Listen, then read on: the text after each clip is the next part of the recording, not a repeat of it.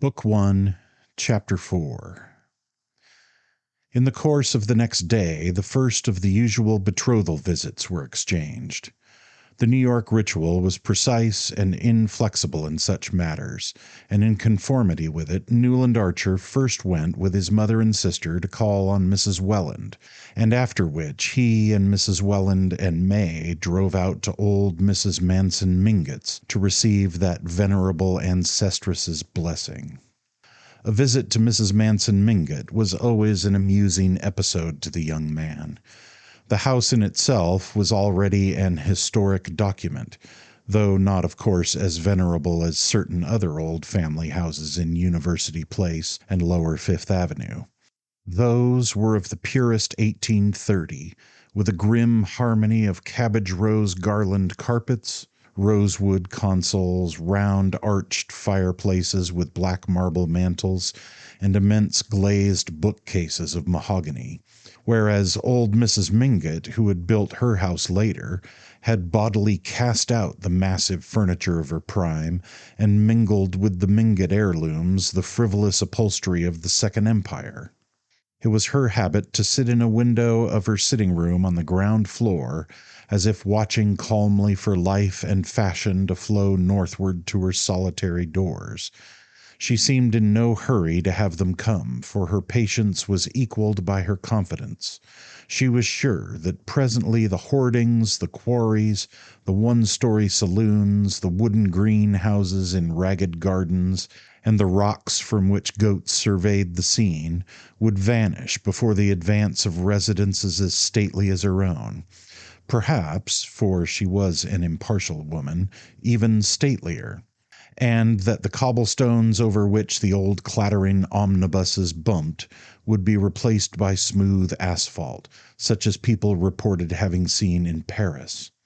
Meanwhile, as everyone she cared to see came to her, and she could fill her rooms as easily as the Beauforts, and without adding a single item to the menu of her suppers, she did not suffer from her geographic isolation.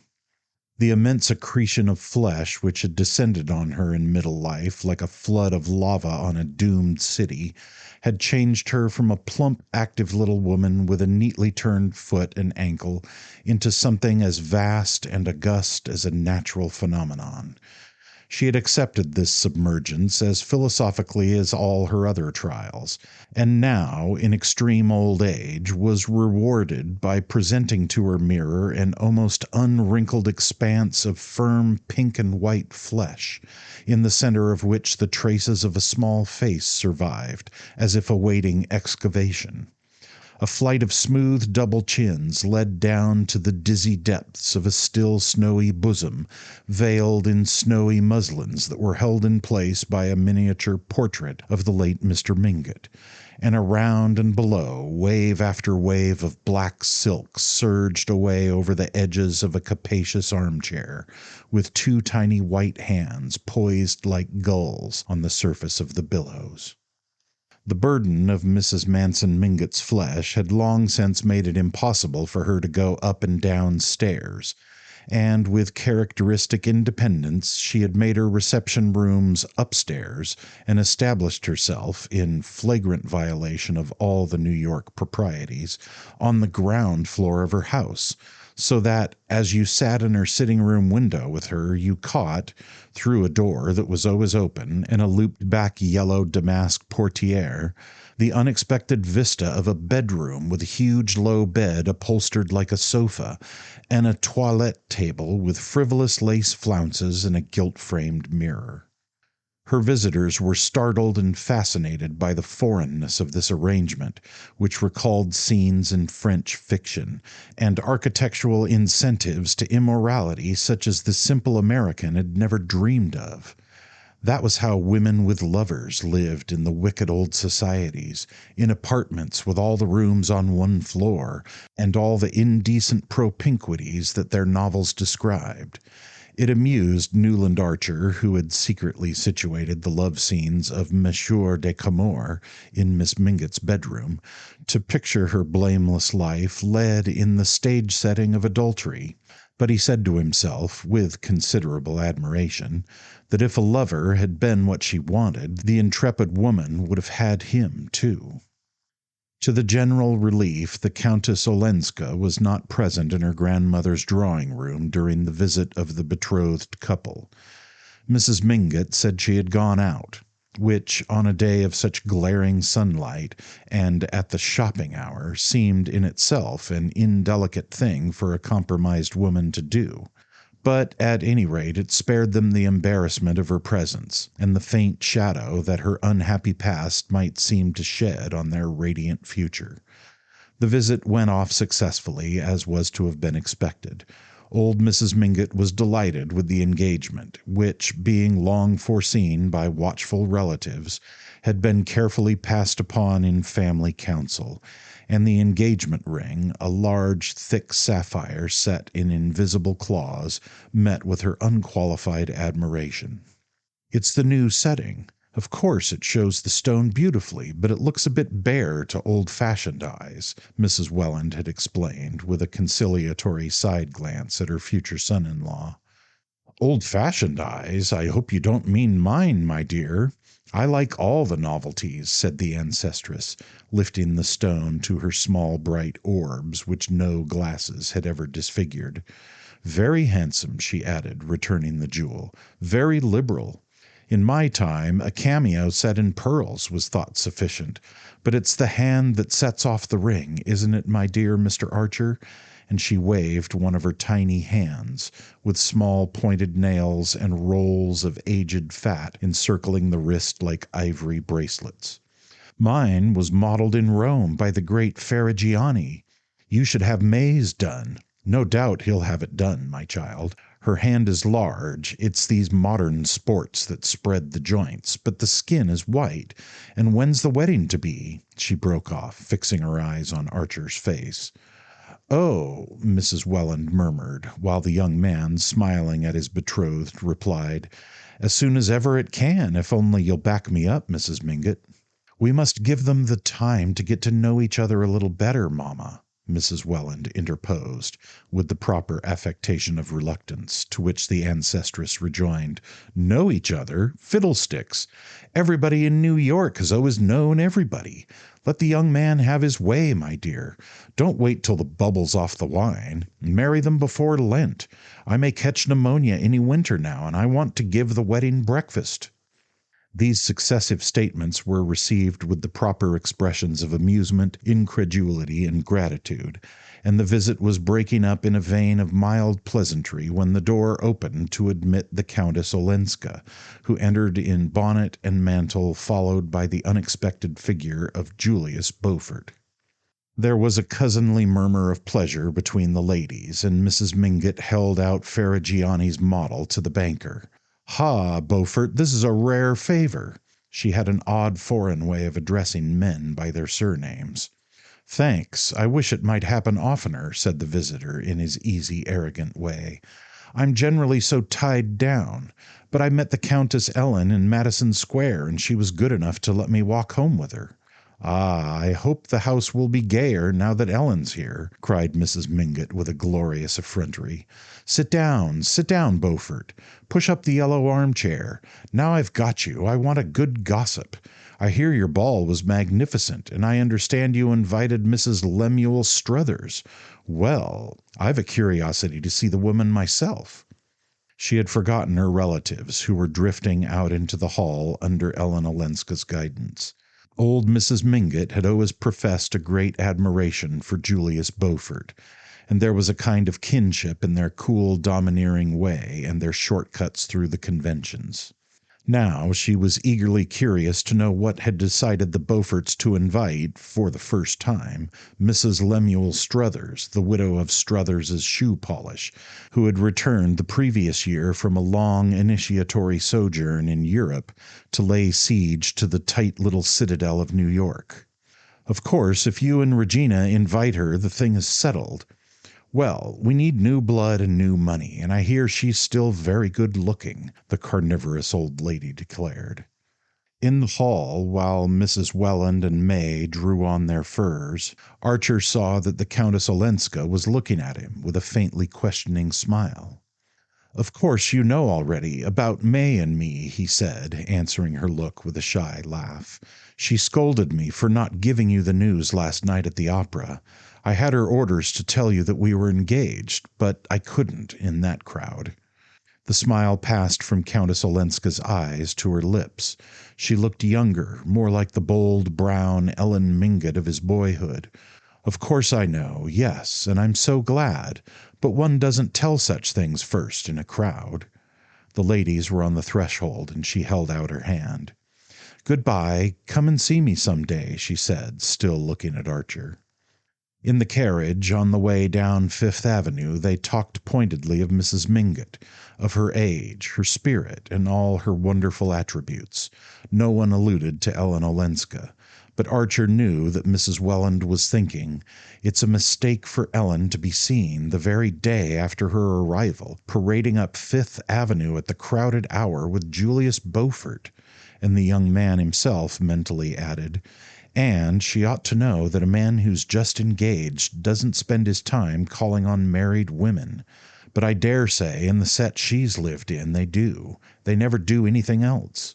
And in spite of the cosmopolitan views on which he prided himself, he thanked heaven that he was a New Yorker, and about to ally himself with one of his own kind. Book 1, Chapter 5.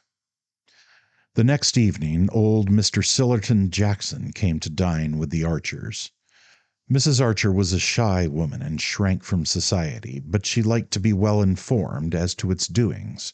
Her old friend, Mr. Sillerton Jackson, applied to the investigation of his friend's affairs the patience of a collector and the science of a naturalist, and his sister, Miss Sophie Jackson, who lived with him, and was entertained by all the people who could not secure her much-sought-after brother, brought home bits of minor gossip that filled out usefully the gaps in his picture.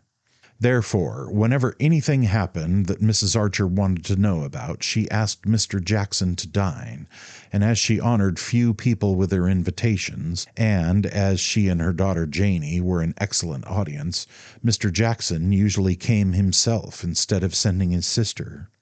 If he could have dictated all the conditions, he would have chosen the evenings when Newland was out. Not because the young man was uncongenial to him, the two got on capitally at their club, but because the old antidotist sometimes felt, on Newland's part, a tendency to weigh his evidence that the ladies of the family never showed. Mr. Jackson, if perfection had been attainable on earth, would also have asked that Mrs. Archer's food should be a little better. But then New York, as far back as the mind of man could travel, had been divided into the two great fundamental groups of the Mingotts and Mansons and all their clan, who cared about eating and clothes and money, and the Archer Newland van der Luyden tribe, who were devoted to travel, horticulture, and the best fiction, and looked down on the grosser forms of pleasure. You couldn't have everything after all. If you dined with the Lovell Mingotts, you got canvas-back and terrapin and vintage wines. At Adeline Archer's you could talk about alpine scenery and the marble faun, and luckily the Archer Madeira had gone round the Cape. Therefore, when a friendly summons came from Mrs. Archer, Mr. Jackson, who was a true eclectic, would usually say to his sister, "I've been a little gouty since my last dinner at the Lovell Mingotts. It will do me good to diet at Adeline's." Mrs. Archer, who had long been a widow, lived with her son and daughter in West 28th Street. An upper floor was dedicated to Newland, and the two women squeezed themselves into narrower quarters below. In an unclouded harmony of tastes and interests, they cultivated ferns in Wardian cases, made macrame lace and wool embroidery on linen, collected American Revolutionary glazed ware, subscribed to Good Words, and read Ouida's novels for the sake of the Italian atmosphere. They preferred those about peasant life because of the descriptions of scenery and the pleasanter sentiments, though in general they liked novels about people in society, whose motives and habits were more comprehensible, spoke severely of Dickens, who had never drawn a gentleman, and considered Thackeray less at home in the great world than Bulwer, who, however, was beginning to be thought old-fashioned. Mrs. and Miss Archer were both great lovers of scenery. It was what they principally sought and admired on their occasional travels abroad, considering architecture and painting as subjects for men, and chiefly for learned persons who read Ruskin. Mrs. Archer had been born in Newland, and mother and daughter, who were as like as sisters, were both, as people said, true Newlands. Tall, pale, and slightly round-shouldered, with long noses, sweet smiles, and a kind of drooping distinction like that in certain faded Reynolds portraits. Their physical resemblance would have been complete if an elderly embonpoint had not stretched Mrs. Archer's black brocade, while Miss Archer's brown and purple poplins hung, as the years went on, more and more slackly on her virgin frame. Mentally, the likeness between them, as Newland was aware, was less complete than their identical mannerisms often made it appear. The long habit of living together in mutual dependent intimacy had given them the same vocabulary and the same habit of beginning their phrases "Mother thinks" or "Janie thinks," according as one or the other wished to advance an opinion of her own. But in reality, while Mrs. Archer's serene unimaginativeness rested easily in the accepted and familiar, Janie was subject to starts and aberrations of fancy welling up from springs of suppressed romance. Mother and daughter adored each other and revered their son and brother, and Archer loved them with a tenderness made compunctious and uncritical by the sense of their exaggerated admiration, and by his secret satisfaction in it.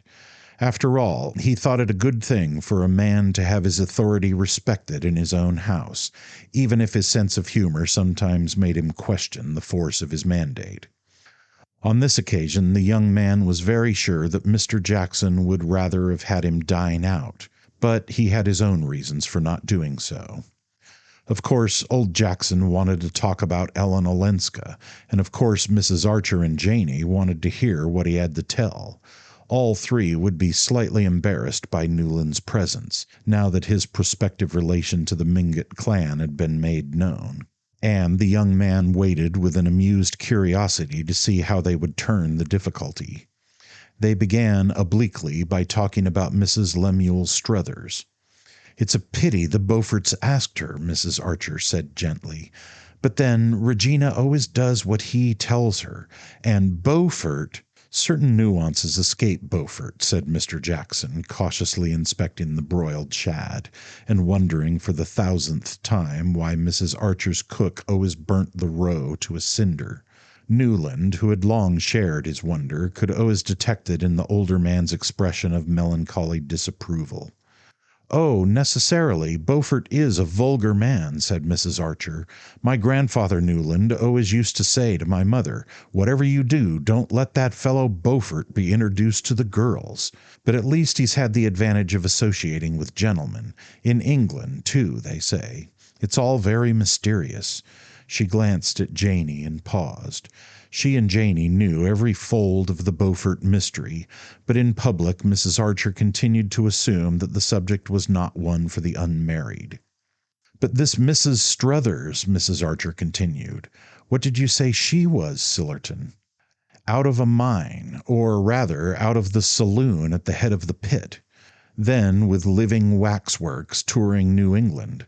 After the police broke that up, they say she lived—" Mr. Jackson in his turn glanced at Janie, whose eyes began to bulge from under her prominent lids. There were still hiatuses for her in Mrs. Struthers's past. "Then," Mr. Jackson continued, and Archer saw he was wondering why no one had told the butler never to slice cucumbers with a steel knife, "then Lemuel Struthers came along. They say his advertiser used the girl's head for the shoe polish posters. Her hair's intensely black, you know, the Egyptian style.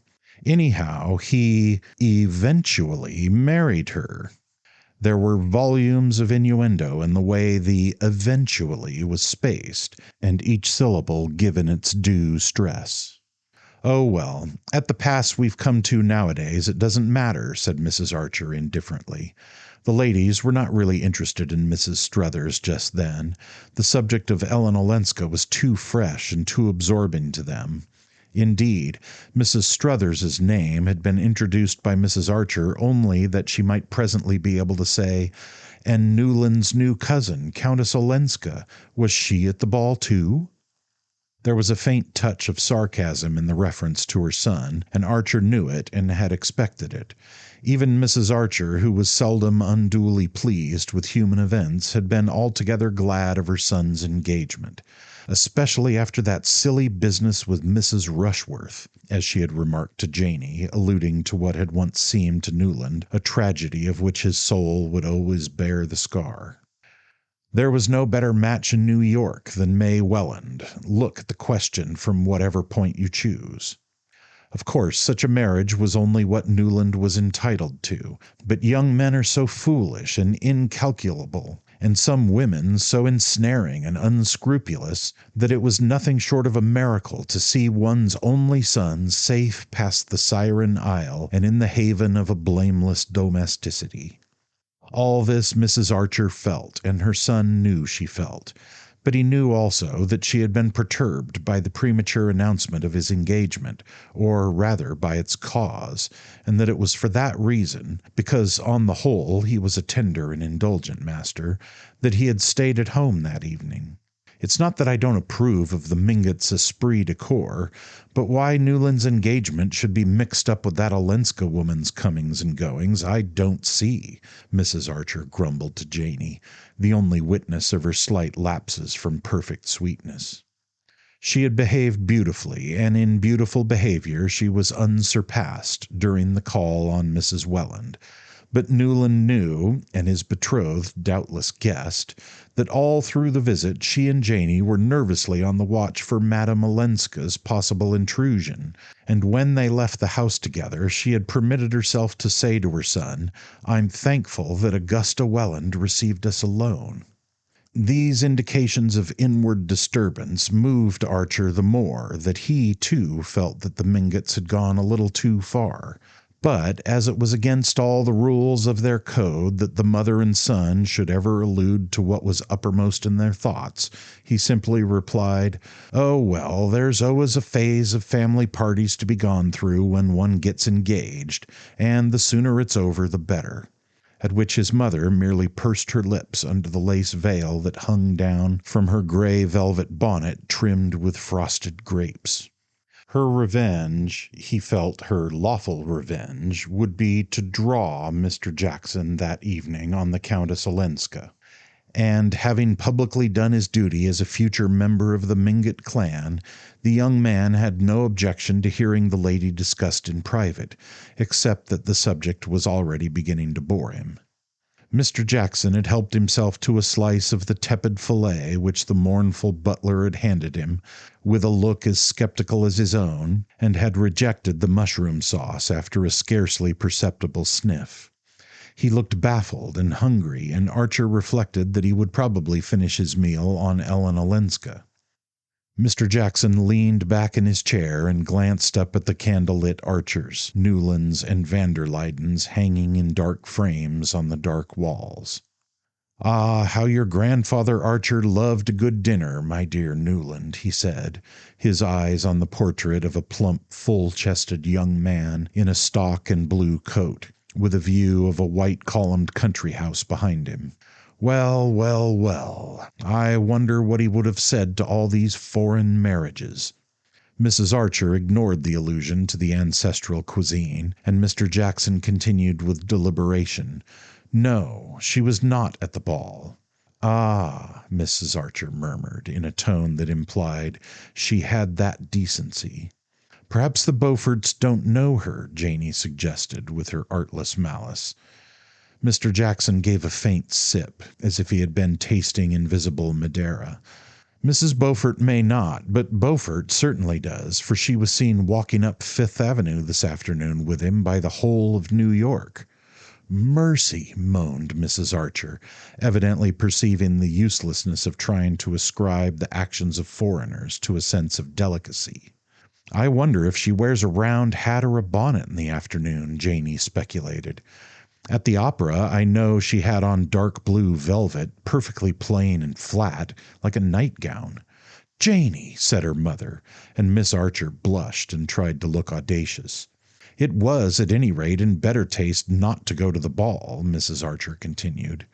A spirit of perversity moved her son to rejoin, I don't think it was a question of taste with her. May said she meant to go, and then decided that the dress in question wasn't smart enough. Mrs. Archer smiled at his confirmation of her inference. Poor Ellen, she simply remarked, adding compassionately, we must always bear in mind what an eccentric bringing up Medora Manson gave her. What can you expect of a girl who was allowed to wear black satin at her coming-out ball? Ah, don't I remember her in it, said Mr. Jackson, adding poor girl in the tone of one who, while enjoying the memory, had fully understood at the time what the sight portended.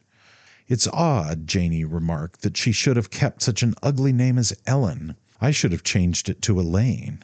She glanced about the table to see the effect of this. Her brother laughed. Why Elaine? I don't know. It sounds more Polish, said Janey, blushing. It sounds more conspicuous, and that can hardly be what she wishes, said Mrs. Archer distantly. Why not? Broke in her son, growing suddenly argumentative. Why shouldn't she be conspicuous if she chooses? Why should she slink about as if it were she who had disgraced herself?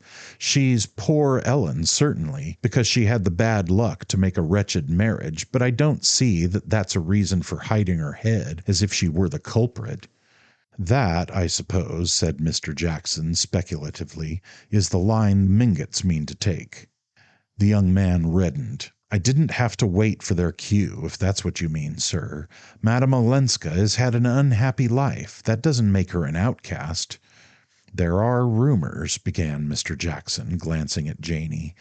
Oh, I know, the secretary, the young man took him up. Nonsense, mother. Janey's grown up. They say, don't they, he went on, that the secretary helped her to get away from her brute of a husband who kept her practically a prisoner. Well, what if he did?